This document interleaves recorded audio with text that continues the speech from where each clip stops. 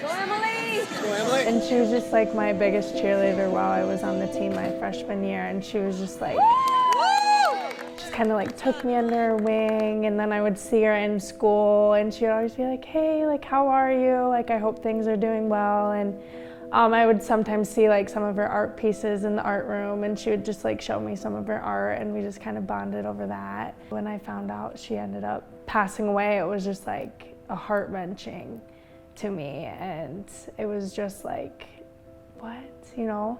And then a couple years later, I started using. First it started drinking, and then I discovered marijuana, and then I found Adderall. Why am I doing this? You know, I knew somebody who ended up passing away from it, but then the thought would go away because it'd just be like, who cares? Like, you're in the moment, it's not gonna be you. When I wouldn't come down off of Adderall, like I needed Xanax.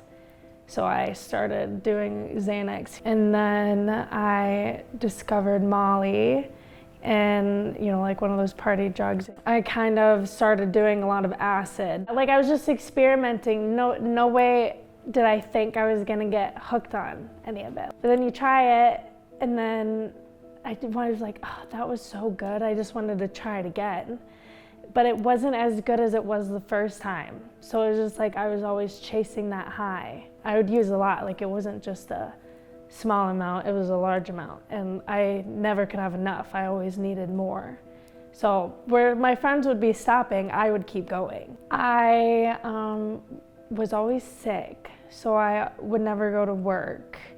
Or I would go to work late and leave work early so I could get high. I lost who I was while I was using. It got really dark for a couple months, battling death every day. I was like playing Russian roulette, because I would do so much. Like, I don't know how I did an overdose. I'm surprised I'm in this chair. And I looked right into my mom's eyes, and there was just like this heavenly light around her, and then like a translucent face of Jesus, like just staring back at me while I'm looking at my mom. And there's this voice that came out in the back of my head and was like, this is your last chance. I ended up telling her, I'm like, I'm not just smoking weed, like I'm doing cocaine, I'm like drinking almost every day, I'm doing acid and Adderall and Molly and all this stuff, like, and I can't stop, I don't know how to stop. And like, I need help. And that's when we decided to call the Avera Addiction Care Center that day, and said like, I need to go to treatment. It was really scary. And then I saw Emily's picture and I go, Emily, like, oh my God. Like, it was just absolutely crazy because I knew I was doing the right thing. I definitely feel like she's one of my guardian angels, pushing me when I don't want to push myself. So yeah, there's irony in it, but like I also find that like a huge blessing, you know, just knowing that she's up there cheering me on, giving me the strength that she didn't have, just giving it to me, to keep going every day.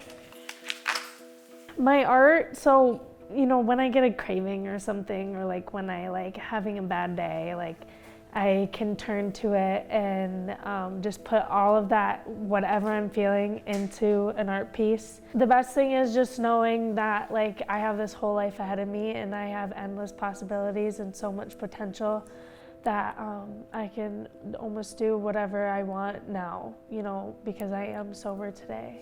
And that's why I'm so grateful for the Emily Hope Foundation, and it is close, near and dear to my heart just because I knew her too, and she's just smiling down on all of us right now.